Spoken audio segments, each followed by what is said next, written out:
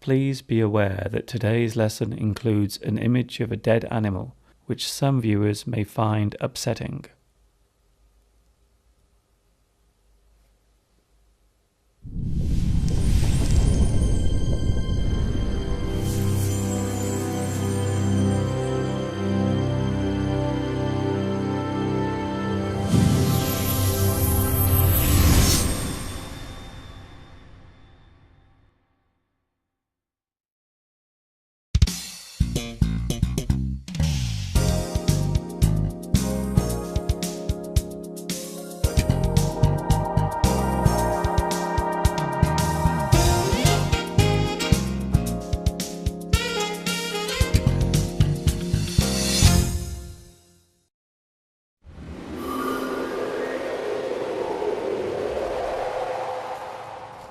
Hi everybody, this is Mr. Duncan in England. How are you today? Are you okay? I hope so. Are you happy? I hope so. In today's lesson, I'm going for a gentle walk out and about to enjoy the English spring sunshine, and you are very welcome to join me.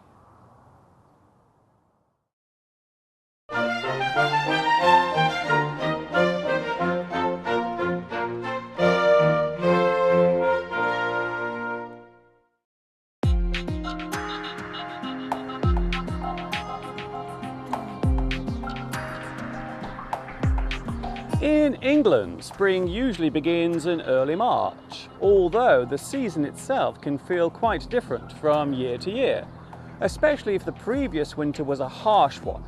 But overall, the signature of spring tends to be the same. The trees which had shed their leaves in the previous autumn will now begin to grow new ones. The tiny buds on these trees will eventually form into new leaves, allowing them to flourish during the approaching summer season.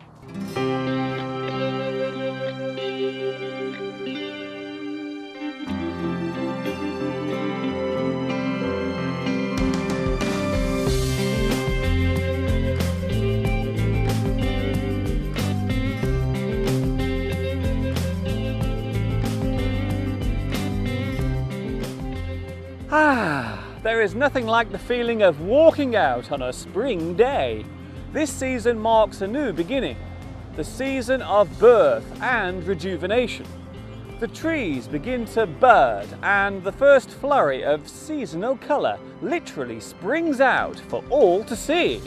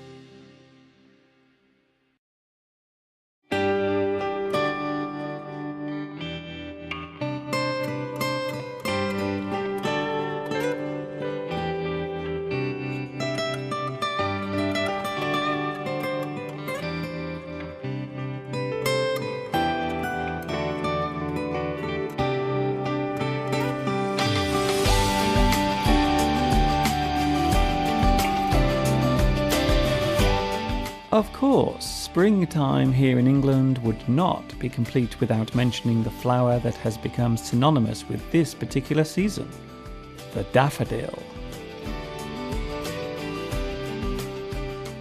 This flower can be easily found during spring in both the countryside and suburban gardens all across Britain. There are many different varieties to be found here, the most common one displaying an all-yellow flower head. It is called the King Alfred Narcissus. There is even a miniature daffodil, which originally grew in Portugal and Spain. The poet William Wordsworth immortalised the daffodil in verse with his famous poem simply entitled Daffodils. I wandered lonely as a cloud that floats on high o'er vale and hills, when all at once I saw a crowd, a host of golden daffodils, beside the lake, beneath the trees, fluttering and dancing in the breeze.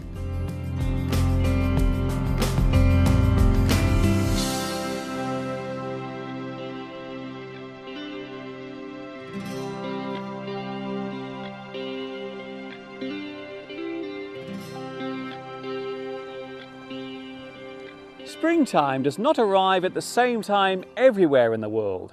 For example, springtime in Australia comes as we in England prepare for winter. Countries in the northern hemisphere experience spring near the start of each new year, while those living in the southern hemisphere experience spring towards the end.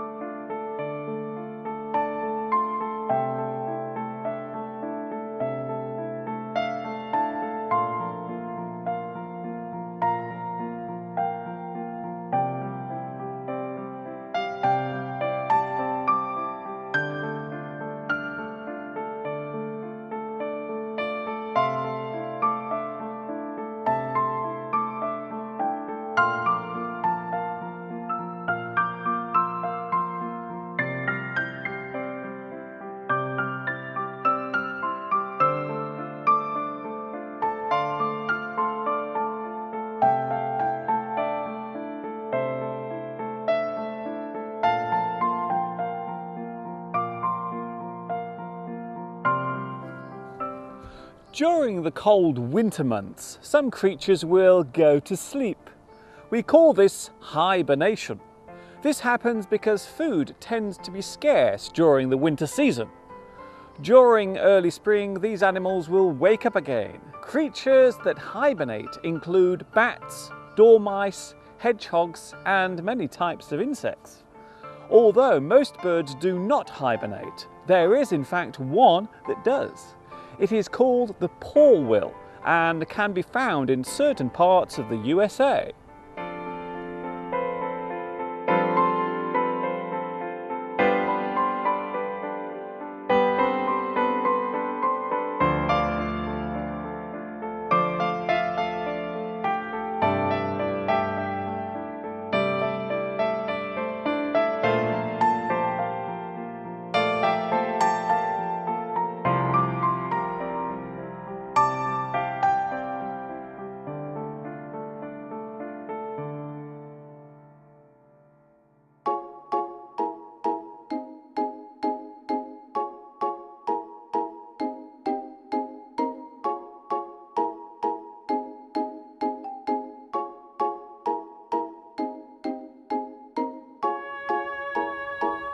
Hello, pretty girl bird.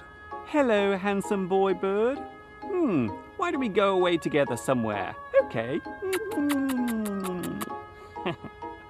For most animals, springtime is the season for, well, you know, the birds and the bees and all the other animals get together to make little versions of themselves. Okay, no more beating about the bush. It's the mating season. For example, many birds will begin to build nests using old twigs, mud, and dead leaves. The females will lay their eggs, and assuming that no other predator comes along and eats them, the eggs will hatch out. Many other animals will also begin breeding during spring, including rabbits, sheep, and various other wildlife.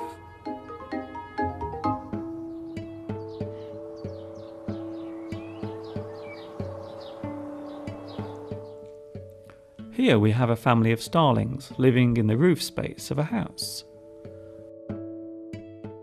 The parents must make regular feeding trips so as to make sure that the youngsters receive all the nutrition they require during their first few days of life.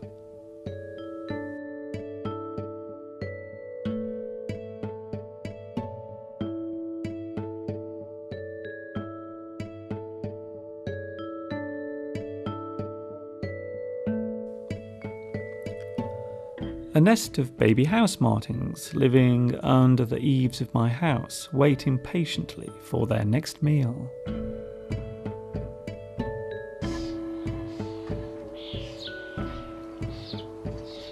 These young starlings are quickly getting used to being near water.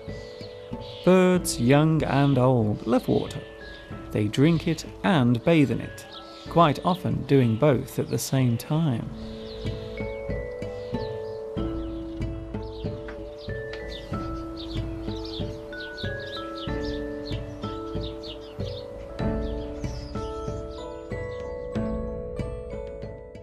Of course, nature has its downside. Sadly, this fledgling did not survive the early days of life. The harsh reality of nature is one we all have to experience at some point. Some survive, while sadly others do not.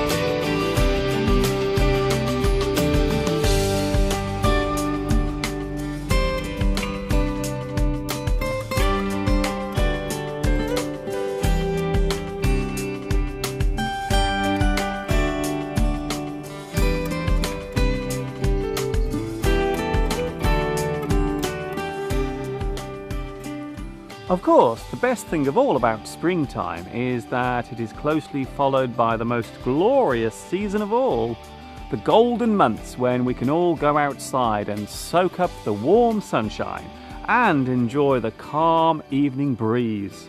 Yes, of course, I'm talking about summer. But I'll save that particular season for another lesson.